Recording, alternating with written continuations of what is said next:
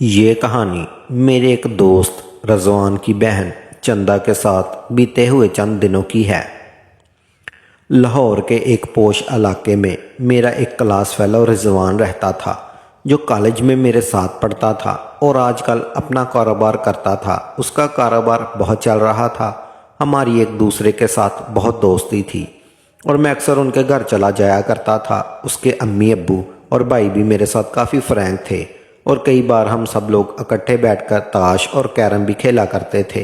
ویسے تو گھر کا ماحول اتنا ایڈوانس نہیں تھا، لیکن اس کی بہن سائدہ، جس کو سب گھر والے چندہ کہہ کر پکارتے تھے، اس وقت اس کی عمر 16-17 برس کے قریب ہوگی اور میں اس وقت تقریباً 28 سال کی عمر کا تھا۔ میں عمر سے وہ کافی چھوٹی تھی، جس کی وجہ سے آزادی کے ساتھ میرے سامنے آ جاتی تھی اور کسی قسم کی ہچکچاہٹ محسوس نہیں کرتی تھی۔ وہ رضوانہ کی طرح مجھے بھائی جان کہہ کر پکارتی تھی۔ ویسے بھی ان کے گھر کافی عرصے سے آ جا رہا تھا، جس کی وجہ سے میں ان کی فیملی فرینڈ بن چکا تھا۔ چندہ سانولے رنگ کی اور تیکھے نین نقش والی سمارٹ سی لڑکی تھی۔ میں نے کبھی اس کے ساتھ کچھ کرنے کا دل میں نہیں سوچا تھا، اس لیے کبھی اس کی کسی چیز پر غور نہیں کیا تھا۔ ویسے بھی میری موجودگی میں وہ چادر اوڑھ کر رکھتی تھی۔ یہ کوئی 4 سال پہلے کا واقعہ ہے، جب مجھے دوپہر کے وقت رضوان کا فون آیا۔ اس نے مجھے فوری طور پر ریس کورس پارک میں ملنے کو کہا۔ میں نے فوری طور پر گاڑی نکالی اور اس سے ملنے کے لیے ریس کورس پارک چلا گیا، جہاں وہ پہلے سے موجود تھا۔ اس نے مجھے بتایا کہ اس کے خلاف پولیس نے قتل کا ایک مقدمہ درج کیا ہے اور اسے ڈھونڈ رہی ہے، لیکن اس قتل سے کوئی بھی واسطہ نہیں ہے۔ گزشتہ رات پولیس نے اس کے گھر پر چھاپا مارا، تاہم وہ وہاں سے فرار ہو گیا، لیکن پولیس نے اس کے والد اور چھوٹے بھائی کو پکڑ لیا۔ اب گھر میں والدہ اور چھوٹی بہن ہے، جن کی وجہ سے میں بہت پریشان ہوں۔ امی تو بیمار ہیں اور کوئی کام بھی نہیں کر سکتی، جبکہ چھوٹی بہن بھی گھبرائی ہوئی ہے اور اس نے مجھے کہا ہے کہ میں اس کے گھر چکر لگاؤں اور ان کو تسلی دوں۔ میں نے اس سے کہا وعدہ ہے، میں آج ان کے گھر جاؤں گا۔ اس نے مزید کہا کہ مجھے کچھ پیسے چاہیے۔ میں نے اس کو ATM سے 20,000 روپے نکلوا کر دے دیے اور خود گاڑی پر بیٹھ کر اس کے گھر چلا گیا۔ چندہ نے دروازہ کھولا اور مجھے ڈرائنگ روم میں لے آئی، جہاں اس کے والد بھی دونوں بہت گھبرائی ہوئی تھی۔ میں نے ان کو تسلی دی کہ چندہ، کچھ دنوں تک معاملہ ٹھیک ہو جائیں گے۔ میں 1 گھنٹہ وہاں بیٹھا، ان کے ساتھ باتیں کرتا رہا، پھر ان سے اجازت چاہی تو رضوان کی امی نے کہا، بیٹا ہم رات گھر میں اکیلے نہیں رہ سکتے، مہربانی کر کے رات کو تم گھر آ جانا۔ میں نے پہلے تو انکار کر دیا، لیکن جب انہوں نے رضوان سے فون پر بات کی اور اسے کہا کہ شاکر سے کہے کہ رات کو ادھر ہی رک جائے، اس نے مجھ سے کہا تو مجھ سے انکار نہ ہو سکا۔ بہرحال میں اس وقت ان کے گھر سے نکل آیا اور دفتر چلا گیا اور پھر رات کو 10 بجے ان کے گھر چلا گیا۔ دونوں ابھی تک میرا انتظار کر رہی تھی۔ میرے جانے پر نہ کھانا لگایا اور ہم نے مل کر کھانا کھایا۔ اس کے بعد رضوان کی امی، جو پہلے ہی شوگر اور بلڈ پریشر کی مریضہ تھی، قتل اور اس کے بعد پولیس کے چھاپے سے بہت زیادہ خوف زدہ ہو گئی تھی۔ انہوں نے نیند کی گولی لی اور اپنے کمرے میں سو گئی۔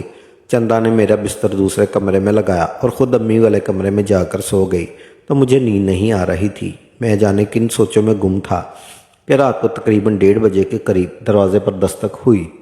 میں نے جا کر پوچھا تو باہر سے آواز دی گئی کہ دروازہ کھولو، پولیس آئی ہے۔ میں نے دروازہ کھولا تو 1 درجن کے قریب پولیس والے موجود تھے، جو دروازہ کھلتے ہی مجھے دھکا دے کر اندر آ گئے۔ انہوں نے سارے گھر کی تلاشی لی اور اس دوران چندہ اور رضوان کی امی بھی اٹھ گئی۔ جب گھر والوں کے رضوان نہ ملا تو انہوں نے مجھے پوچھا کہ تم کون ہو؟ میں نے ان کو بتایا کہ مہمان آیا ہوں، تو مجھے کہنے لگے تم بھی ہمارے ساتھ چلو۔ میں نے ان سے کہا میں کیوں چلوں؟ تو کہنے لگے تمہیں رضوان کے بارے میں معلوم ہوگا، جب وہ پکڑا جائے گا تو ہم تم کو چھوڑ دیں گے۔ خیر میں ان سے کہا کہ آپ چلیں، میں اپنی گاڑی میں آتا ہوں۔ تو انہوں نے 2 سپاہی میرے ساتھ میری گاڑی میں بٹھا دیے۔ میں نے تھانے جاتے ہوئے راستے میں ایک فوجی افسر دوست کو فون کیا اور ان کو صورتحال سے آگاہ کیا، جنہوں نے کچھ کرنے کا کہا اور فون بند کر دیا۔ جب تھانے پہنچا تو چھاپا مار ٹیم کے انچارج سب انسپکٹر باہر ہی کھڑے تھے۔ میری گاڑی سے اترتے ہی کہنے لگے، شاکر صاحب آپ ہمیں میجر صاحب کے بارے میں پہلے ہی بتا دیتے تو ہم آپ کو تھانے آنے کی زحمت ہی نہ دیتے، آپ گھر جا سکتے ہیں۔ معاملہ میرے سمجھ میں آ گیا کہ میرے دوست نے فون کر دیا ہے اور مجھے چھوڑنے کا کہہ دیا تھا۔ خیر واپسی پر میں نے دوست کو فون کر کے ان کا شکریہ ادا کیا اور رضوان کے گھر چلا گیا۔ میں گھر پہنچا تو چندہ اور اس کی امی صحن میں بیٹھی رو رہی تھی۔ مجھے دیکھتے ہی چندہ بھاگ کر میرے پاس آئی اور میرے گلے لگ کر رونے لگی۔ آج پہلی بار مجھے احساس ہوا کہ چندہ جوان ہو چکی ہے۔ اس کی ابری ہوئی چھاتی میرے سینے کے ساتھ لگی تو میرے ذہن میں بھی کئی خیالات آئے، تو مجھے ان کے خیالات کو جھٹک کر اس کو علیحدہ کیا اور کہا کہ اب کچھ نہیں ہوگا، تم لوگ سو جاؤ، اور وہ دونوں اپنے کمرے میں اور دوسرے کمرے میں چلا گیا۔ خیر یہ رات میں نے جاگ کر گزاری اور صبح ناشتہ کر کے دفتر چلا گیا اور شام کو اپنے گھر جا کر کپڑے چینج کر کے ٹی وی دیکھنے بیٹھ گیا۔ میرے ذہن میں تھا کہ مجھے صرف ایک دن کے لیے رضوان کے گھر جانا تھا، سو میں چلا گیا۔ اب میں اپنے ہی گھر میں رہوں گا۔ تھوڑی دیر بعد چندہ کا فون آ گیا کہ بھائی آپ ابھی تک آئے نہیں۔ میں نے حیرانگی سے پوچھا کہ مجھے ابھی آنا ہے، تو کہنے لگی کہ صرف آج ہی نہیں، مزید کئی دن تک ہمارے یہاں ہی رہنا پڑے گا۔ خیر میں نے گاڑی نکالی اور ان کے ساتھ چلا گیا، جہاں کھانے کے بعد رضوان کی امی تو نیند کی گولی کھا کر سو گئی، لیکن میں اور چندہ ٹی وی لاؤنج میں ٹی وی کے سامنے بیٹھ کے ایک ڈرامہ دیکھ رہے تھے، اور دوران خبرنامہ لگا تو ہم دونوں باتیں کرنے لگے، جس میں اس کی پڑھائی زیر بحث تھی۔ رات کو تقریباً 10 بجے کے قریب دروازے پر بیل ہوئی تو میں نے جا کر دروازہ کھولا تو رضوان سامنے کھڑا تھا۔ میں اس کو لے کر اندر آ گیا، جہاں وہ چند منٹ تک رکا۔ اس نے چندہ کو امی کو جگانے سے بھی منع کر دیا اور تھوڑی دیر بعد چلا گیا۔ اس نے جانے کے بعد میں نے چندہ سے کہا کہ مجھے نیند نہیں آ رہی، میں سونے لگا ہوں، تو اس نے کہا کہ کل ساری رات امی تو سوئی رہی اور مجھے نیند نہیں آئی، میں ساری رات جاگتی رہی ہوں، اس لیے میں نے آج آپ کا بستر امی کے کمرے میں ہی لگا دیا ہے۔ میں نے اس کو کہا کہ مجھے اس کمرے میں نیند نہیں آئے گی، میں اکیلا سونے کا عادی ہوں۔ تو کہنے لگی یہ آرڈر امی نے کیے ہیں، لہٰذا آپ کو ان پر عمل کرنا ہوگا۔ خیر میں اس کے کمرے میں چلا گیا، جہاں اس کی امی بیڈ پر لیٹی ہوئی تھی، جبکہ میرا بستر زمین پر لگا ہوا تھا، جبکہ چندہ خود صوفے کے اوپر لیٹ گئی۔ چندہ نے بڑی لائٹ آف کی اور زیرو کا بلب آن کر دیا۔ تھوڑی دیر تک ہم لوگ باتیں کرتے رہے، پھر چندہ سو گئی، جبکہ میں ابھی تک جاگ رہا تھا اور جانے کن سوچوں میں گم تھا۔ رات کو کسی پہر میری بھی آنکھ لگ گئی اور میں بھی نیند کی وادیوں میں پہنچ گیا۔ ابھی آنکھ لگی تھوڑی دیر ہی ہوئی تھی کہ رضوان کی امی خراٹوں کی آواز سے جاگ گیا۔ پھر میں اٹھ کر بیٹھ گیا اور اچانک میری نظر چندہ کی طرف پڑی، جو سیدھی لیٹی ہوئی تھی اور اس کی چھاتی پر کوئی کپڑا نہیں تھا۔ اس کی ابری ہوئی چھاتی دیکھ کر میرا تو تن ہی گیا، میرے دل میں اس کو فوری طور پر، لیکن میں یہ سوچ کر چپ ہو گیا کہ کہیں کام خراب نہ ہو جائے۔ یہی باتیں سوچتے سوچتے رات کے تقریباً 3 بج گئے، جب چندہ آؤں کرتے اٹھ گئی۔ اس نے مجھے جاگتے ہوئے دیکھا تو فوری طور پر کپڑے سے اپنی چھاتی ڈھانپ لی اور کہنے لگی کہ شاکر بھائی ابھی تک جاگ رہے ہیں؟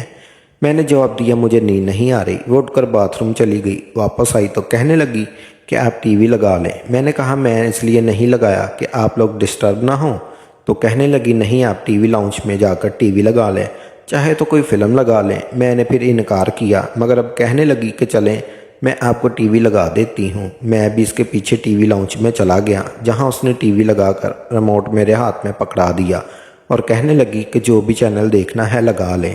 میں نے ریموٹ پکڑ لیا اور اس نے کہا کہ ایک گلاس پانی لا دیں، تو ایک دم میرے ذہن میں خیال آیا۔